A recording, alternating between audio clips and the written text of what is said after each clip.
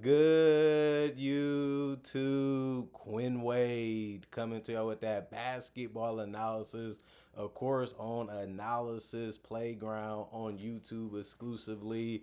It got to be that way. So let's talk about the Dallas Mavericks. They ain't got AD, they ain't got Kyrie, but they found a way to win this one, and it was against the Wizards. And I know people are gonna say, "Well, the Wizards 1-9." Well, they're 1-9 now, and they're 0-5 at home because they lost to the Mavericks. But the Mavericks gotta get wins how they can, and they was able to win this one 111 to 105. The Mavericks are now 3-7.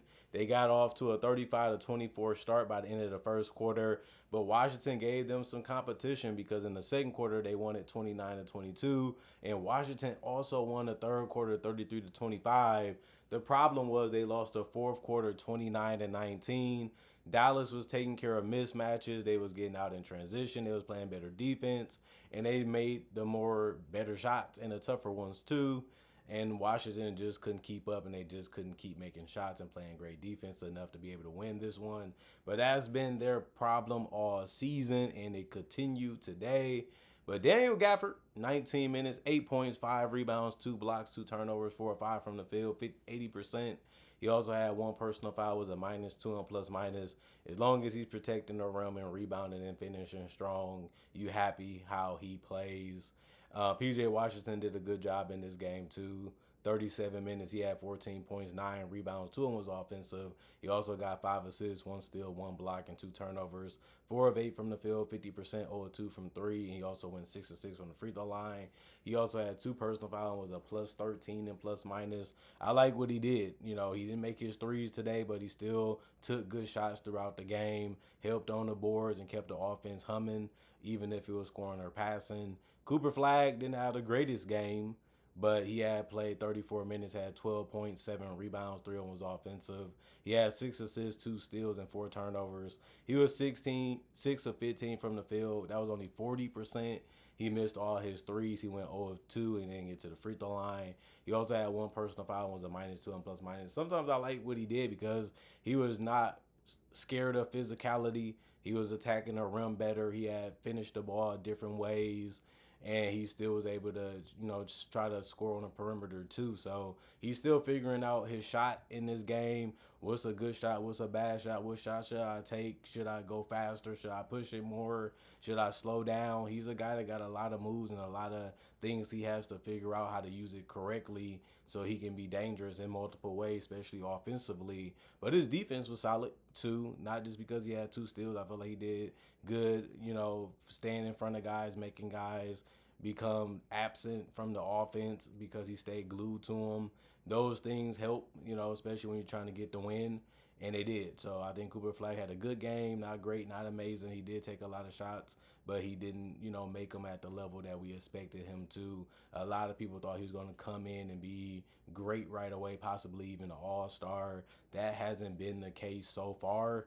But he also is 18 years old, and he's still playing at the highest level. And this is his first couple games, trying to figure out every single team that he's going to give him a different challenge and something different to look at because every team has their own type of style. Every team has their own type of strengths.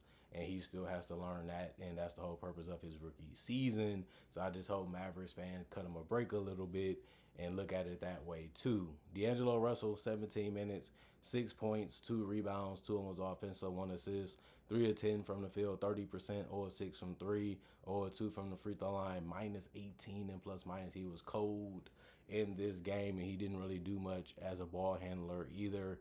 But it happens, everybody on this team basically had bad games before, and you can say the same thing about Max Christie. He got to start. He played 31 minutes. He had 12 points, 7 rebounds, 2 assists, 3 steals, but he only shot 4 of 14 from the field. That's only 28%.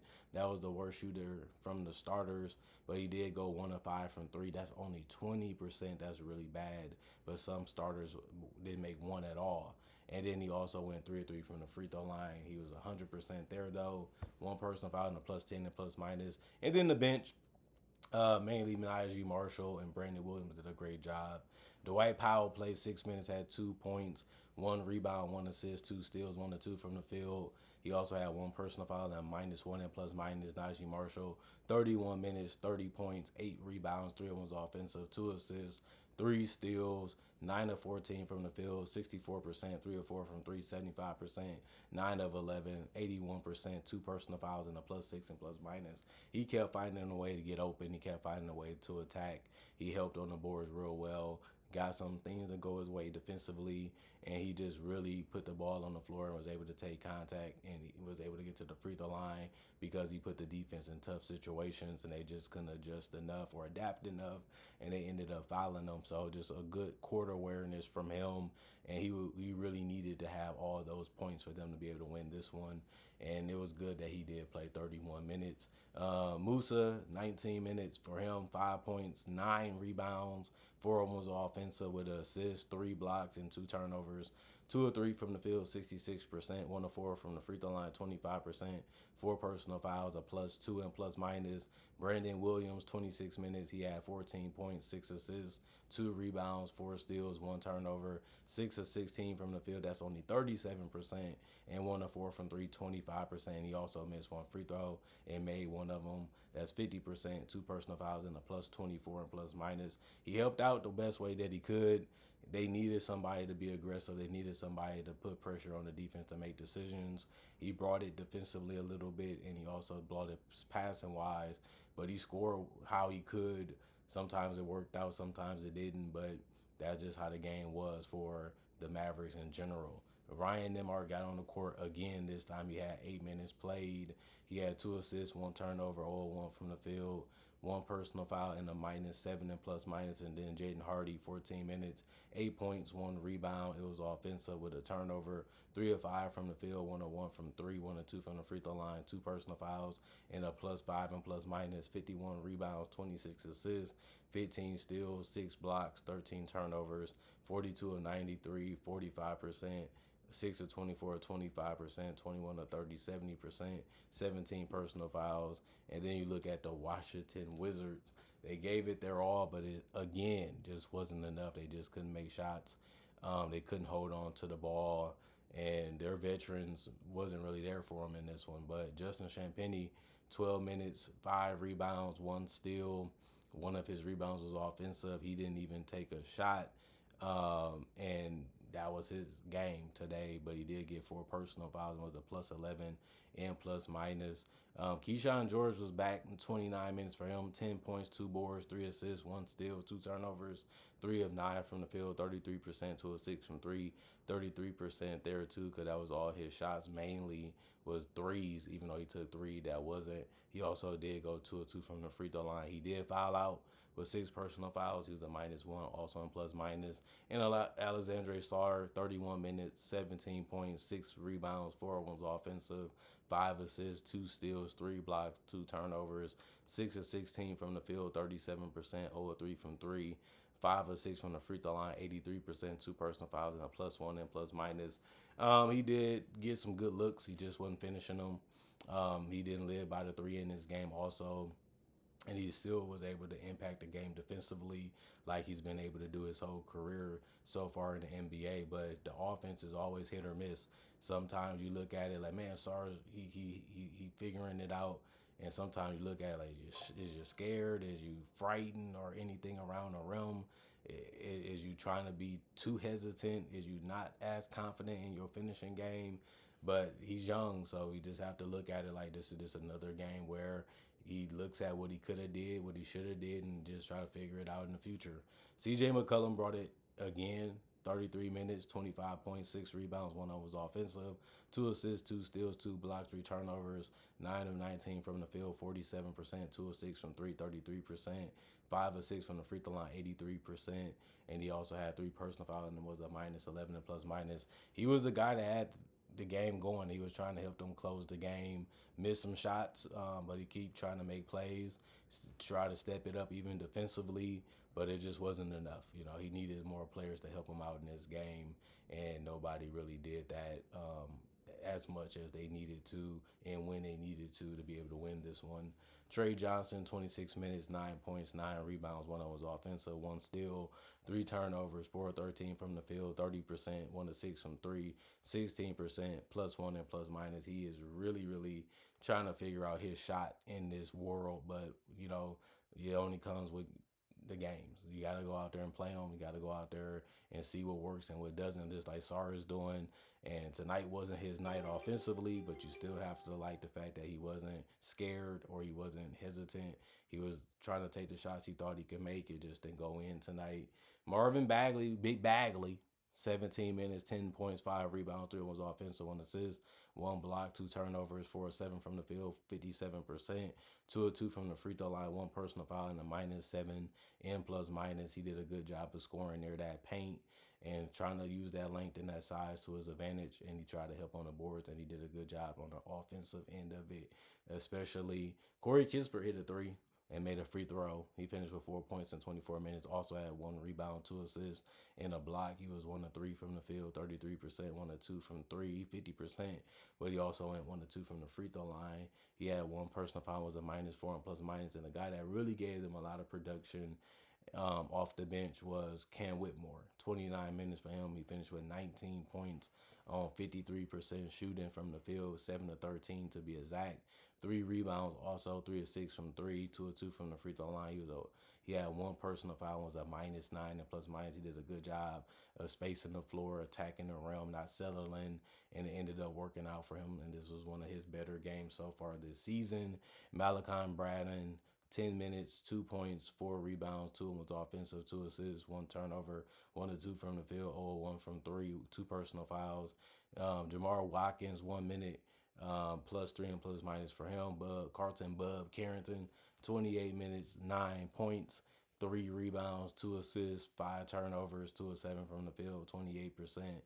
2 of 5 from three, 40%, 3 of 3 from the free throw line, 100%, 1 personal foul, and a -14 and plus minus for him. They ended up losing a rebound battle because they only had 44. They lost the assist battle. There was only a team that was able to get 17 together. 7 steals. They ended up losing that one. Blocks. They had 7. They won that one over the Mavericks. They also did have more turnovers with 18. They had 37 of 89 shooting, 41%. That was lower than the Mavericks, and 11 of 35 from three. That was lower. That actually was higher than the Mavericks actually. And then 20 of 23, 87% from the free throw line. They took less free throws, but they made them at a better rate, and they did commit more personal fouls with 21 compared to the 17 of the Mavericks. And this was a game where if the Mavericks want to turn around their season, they can't get a worse record. So they had to win this one. They played good enough. They kept it going. They pushed. They really tried to find a way to be physical. They found a way to took, in my personal opinion, better shots than what the Wizards was doing. And the Wizards, they just don't have enough shot making. They're going to go out there and try.